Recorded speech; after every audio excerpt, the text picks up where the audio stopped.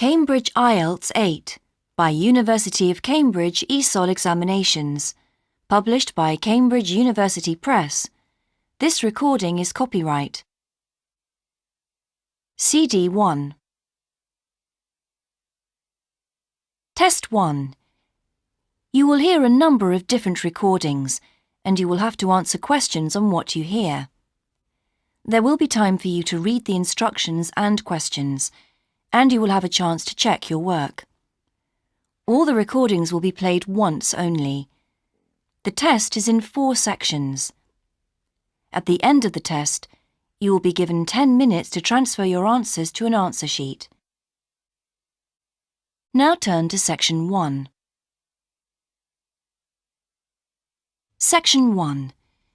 You will hear a conversation between 2 friends called George and Nina about a summer music festival. First, you have some time to look at questions 1 and 2.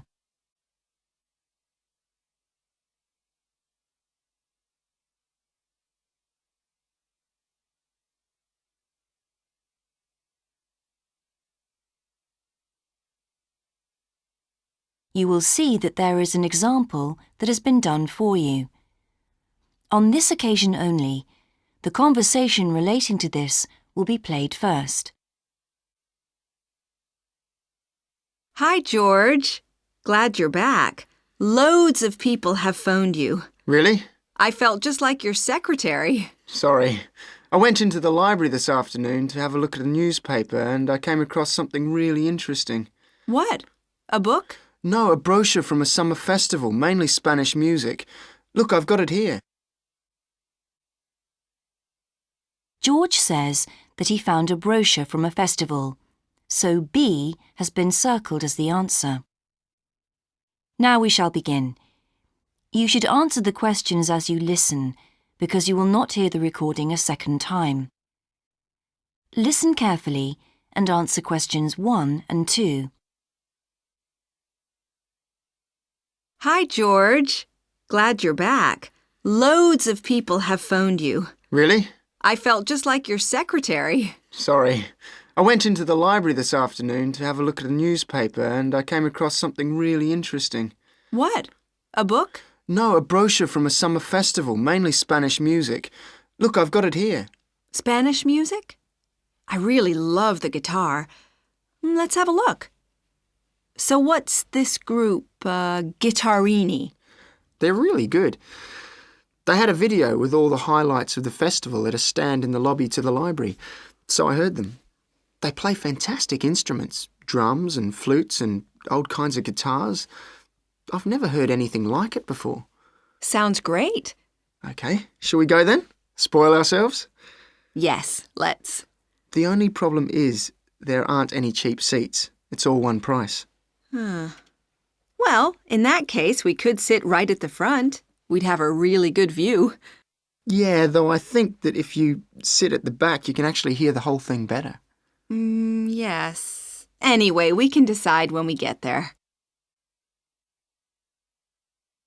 Before you hear the rest of the conversation, you have some time to look at questions 3 to 10.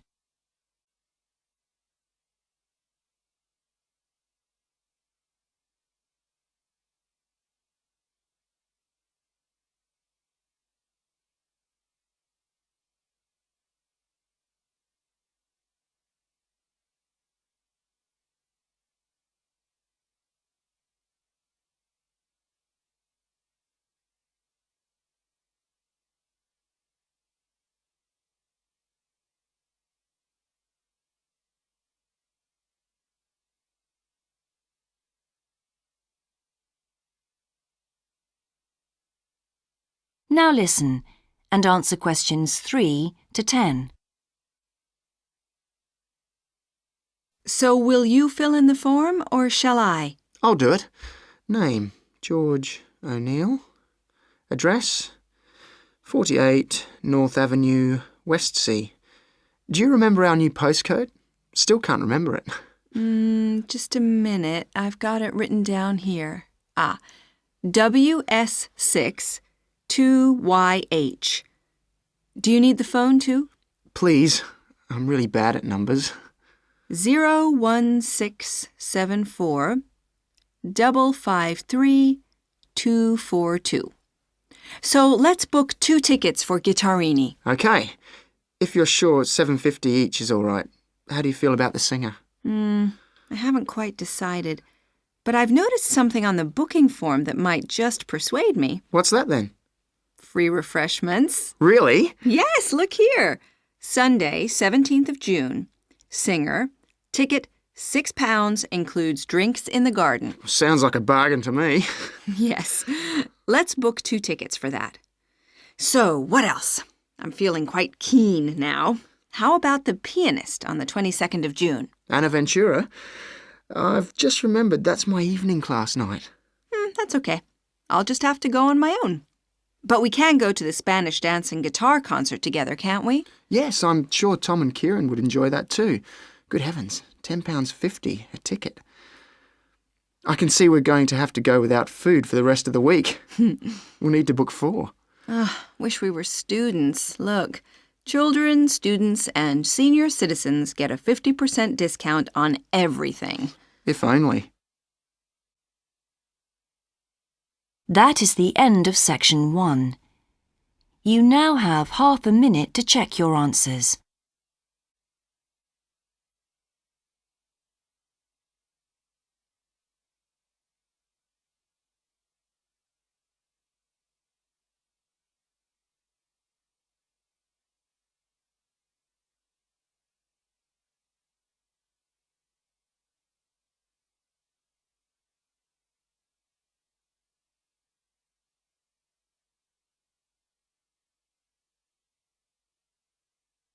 Now turn to section 2.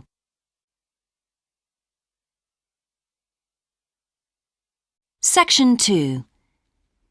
You will hear the education officer of a dinosaur museum giving information to some teachers who are planning a school visit. First, you have some time to look at questions 11 to 15.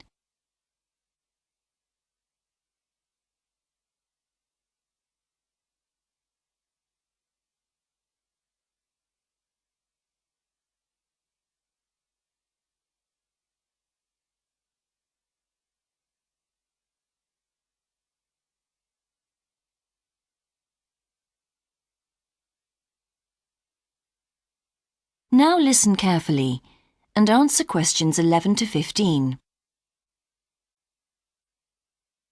Hello, and thank you for asking me to your teachers' meeting to talk about the Dinosaur Museum and to tell you a bit about what you can do with your students there. Well, let me give you some of the basic information first.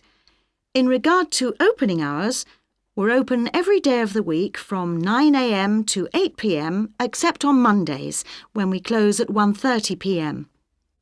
And in fact, the only day in the year when we're closed is on the 25th of December. You can book a guided tour for your school group any time that we're open. If you bring a school group to the museum, when you arrive, we ask you to remain with your group in the car park. One or more of the tour guides will welcome you there and brief you about what the tour will be about. We do this there because our entrance is quite small and we really haven't got much room for briefing groups in the exhibition area. As far as the amount of time you'll need goes, if you bring a school group, you should plan on allowing a minimum of 90 minutes for the visit. This allows 15 minutes to get on and off the coach, 45 minutes for the guided tour, and 30 minutes for after-tour activities. If you're going to have lunch at the museum, you will of course have to allow more time. There are 2 cafes in the museum with seating for 80 people. If you want to eat there, you'll need to reserve some seating, as they can get quite crowded at lunchtime. Then, outside the museum at the back, there are tables, and students can bring their own lunch and eat it there in the open air. Before you hear the rest of the talk, you have some time to look at questions 16 to 20.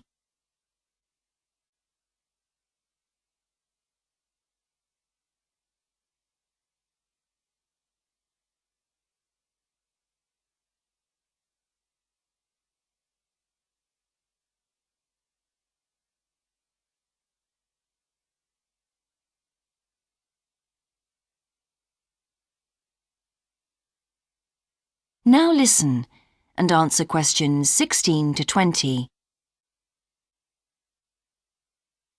When the students come into the museum foyer, we ask them to check in their backpacks with their books, lunchboxes, etc. at the cloakroom before they enter the museum proper. I'm afraid in the past we have had a few things gone missing after school visits, so this is a strict rule. Also, some of the exhibits are fragile and we don't want them to be accidentally knocked. But we do provide school students with handouts with questions and quizzes on them. There's so much that students can learn in the museum, and it's fun for them to have something to do. Of course, they'll need to bring something to write with for these. We do allow students to take photographs. For students who are doing projects, it's useful to make some kind of visual record of what they see that they can add to their reports. And finally, they should not bring anything to eat into the museum or drinks of any kind. There are also a few things that students can do after the tour. In the theaterette on the ground floor, there are continuous screenings of short documentaries about dinosaurs which they can see at any time. We used to have an activity room with more interactive things like making models of dinosaurs and drawing and painting pictures, even hunting for dinosaur eggs. But unfortunately, the room was damaged in a bad storm recently when water came in the roof, so that's closed at the moment. But we do have an IT centre where students have access to CD-ROMs with a range of dinosaur games. These games are a lot of fun, but they also teach the students about the lives of dinosaurs, how they found food, protected their habitat, survived threats, that kind of thing. And I think that's all I have to tell you. Please feel free to ask any questions if you would like to know anything else about. That is the end of section 2. You now have half a minute to check your answers.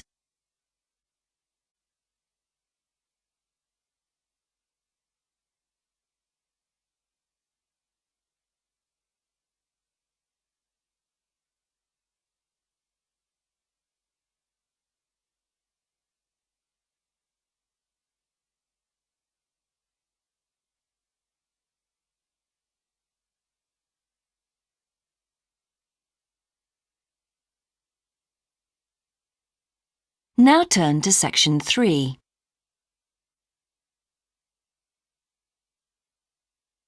Section 3.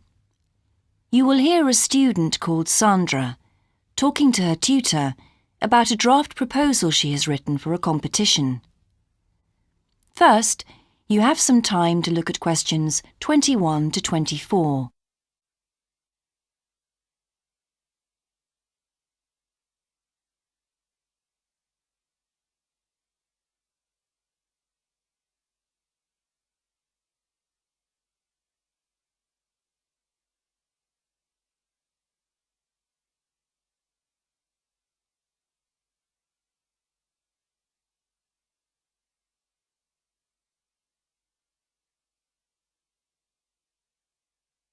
Now listen carefully and answer questions 21 to 24. Right, Sandra. You wanted to see me to get some feedback on your group's proposal, the one you're submitting for the Geography Society field trip competition. Uh-huh. I've had a look through your proposal, and I think it's a really good choice. Oh. In fact, I only have a few things to say about it, but even in an outline document like this, you really have to be careful to avoid typos and problems with layout in the proposal, and even in the contents page. So read it through carefully before submitting it, okay? Will do. And I've made a few notes on the proposal about things which could have been better sequenced. Okay. As for the writing itself, I've annotated the proposal as and where I thought it could be improved. Generally speaking, I feel you've often used complex structures and long sentences for the sake of it, and as a consequence, although your paragraphing and inclusion of subheadings help, it's quite hard to follow your train of thought at times. Oh, So cut them down a bit, can you? really? Yes, and don't forget simple formatting like numbering. Didn't I use page numbers? I didn't mean that. Look, you've remembered to include headers and footers, which is good, but listing ideas clearly is important. Number them or use bullet points, which is even clearer. Then you'll focus the reader on your main points. I thought your suggestion to go to the Navajo Tribal Park was a very good idea. No, I've always wanted to go there. My father was a great fan of cowboy films and the Wild West, so I was subjected to seeing all the epics, many of which were shot there. As a consequence, it feels very familiar to me, and it's awesome, both geographically and visually. So it's somewhere I've always wanted to visit. The subsequent research I did and the online photographs made me even keener. Before you hear the rest of the conversation, you have some time to look at questions 25 to 30.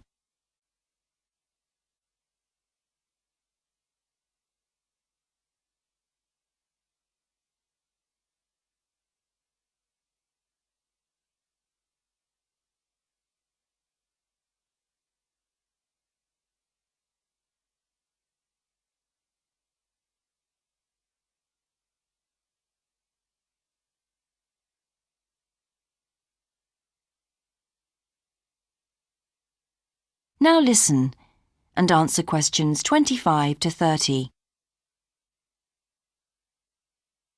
Interesting.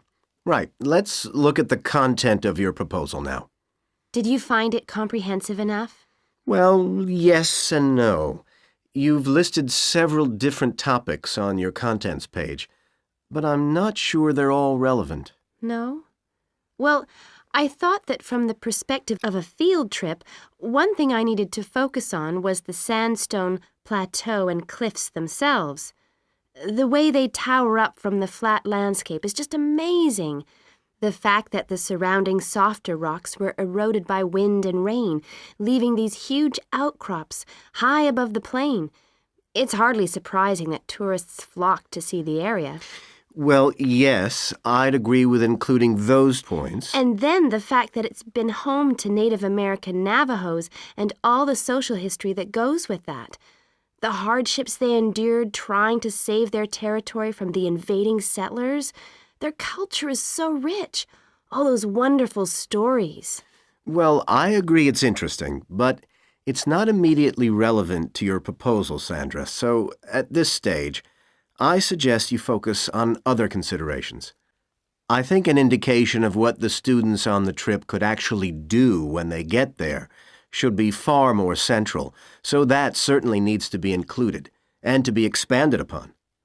And I'd like to see something about the local wildlife and vegetation, too. Not that I imagine there's much to see. Presumably the tourist invasion hasn't helped. Okay, I'll do some work on those two areas as well. But you're right, there's not much apart from some very shallow-rooted species. Although it's cold and snowy there in the winter, the earth is baked so hard in the summer sun that rainwater can't penetrate. So it's a case of flood or drought, really. So I understand. Now, before we look at everything in more detail, I've got a few factual questions for you.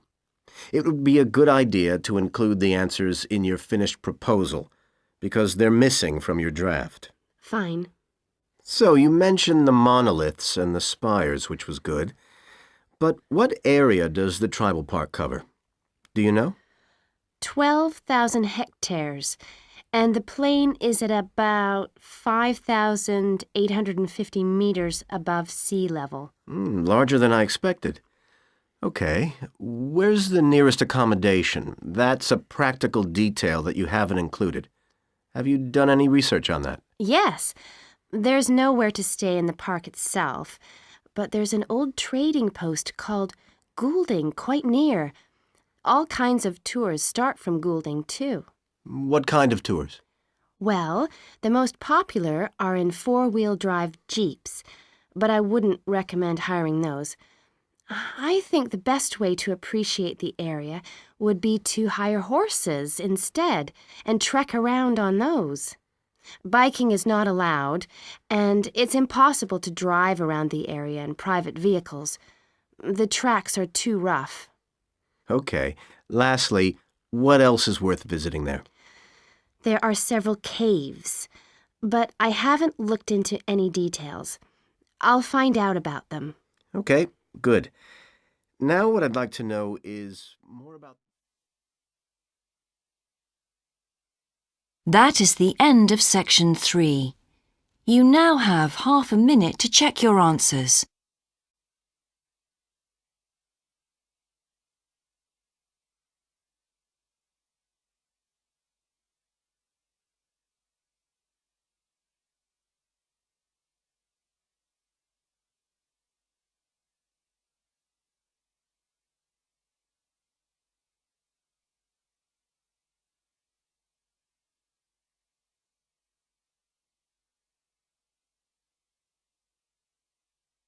Now turn to section 4.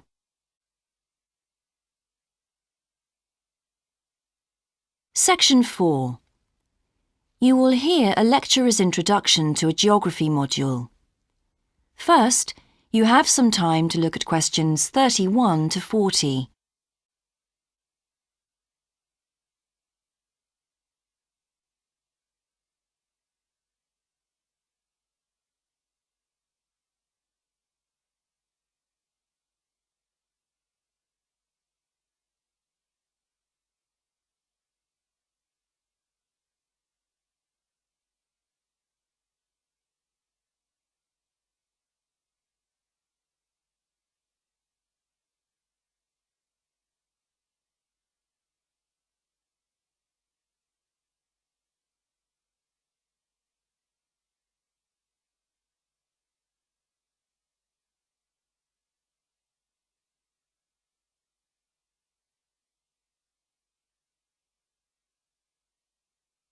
Now listen carefully and answer questions 31 to 40.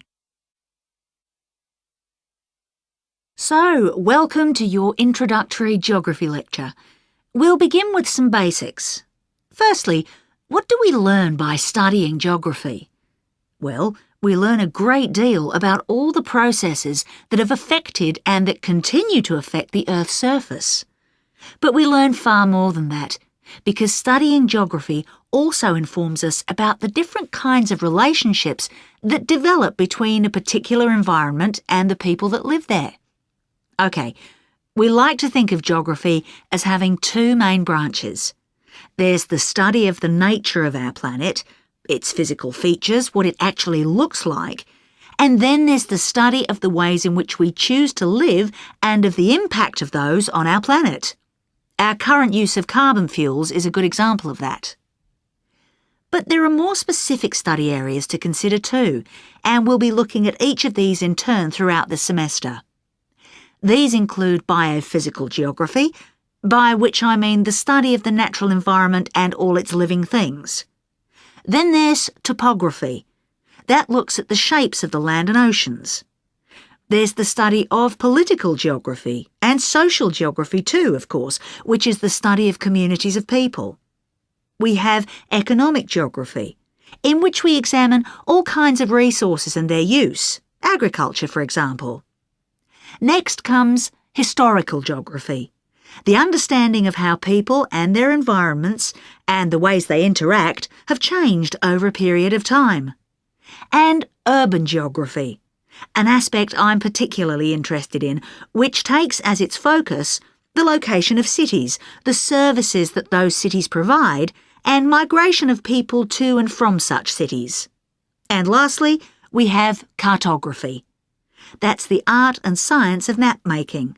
You'll be doing a lot of that. So, to summarise before we continue, we now have our key answer. Studying this subject is important because without geographical knowledge, we would know very little about our surroundings and we wouldn't be able to identify all the problems that relate to them.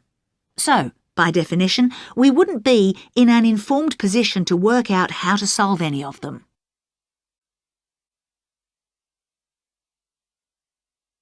OK, now for some practicalities. What do geographers actually do? Well, we collect data to begin with. You'll be doing a lot of that on your first field trip. How do we do this? There are several means. We might, for example, conduct a census, count a population in a given area perhaps. We also need images of the Earth's surface which we can produce by means of computer generation technology or with the help of satellite relays. We've come a very long way from the early exploration of the world by sailing ships, when geographers only had pens and paper at their disposal. After we've gathered our information, we must analyse it. We need to look for patterns, most commonly those of causes and consequences. This kind of information helps us to predict and resolve problems that could affect the world we live in. But we don't keep all this information confidential. We then need to publish our findings so that other people can access it and be informed by it. And one way in which this information can be published is in the form of maps. You'll all have used one at some stage of your life already. Let's consider the benefits of maps from a geographer's perspective. Maps can be folded and put in a pocket and can provide a great store of reference when they're collected into an atlas. They can depict the physical features of the entire planet if necessary, or just a small part of it in much greater detail. But there is a drawback. You can't exactly replicate something that is three-dimensional, like our planet, on a flat piece of paper, because paper has only 2 dimensions. And that means there'll always be a certain degree of distortion on a map. It can't be avoided. We can also use aerial photographs, pictures taken by cameras at high altitude above the Earth. These are great for showing all kinds of geographical features that are not easy to see from the ground. You can easily illustrate areas of diseased trees, or how much traffic is on the roads at a given time, or information about deep seabeds, for example. Then there are Landsats. These are satellites that circle the Earth and transmit visual information to computers at receiving stations. They circle the Earth several times a day and can provide a massive information. You'll all be familiar with the information they give us about the weather, for example. So what we're going to do now is look at a short presentation in which you'll see all these tools. That is the end of section 4. You now have half a minute to check your answers.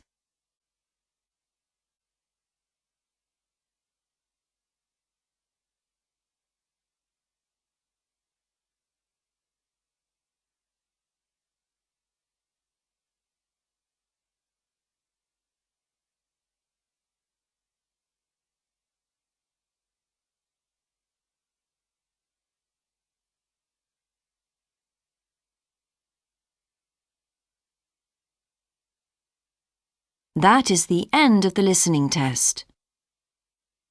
In the IELTS test, you would now have 10 minutes to transfer your answers to the answer sheet.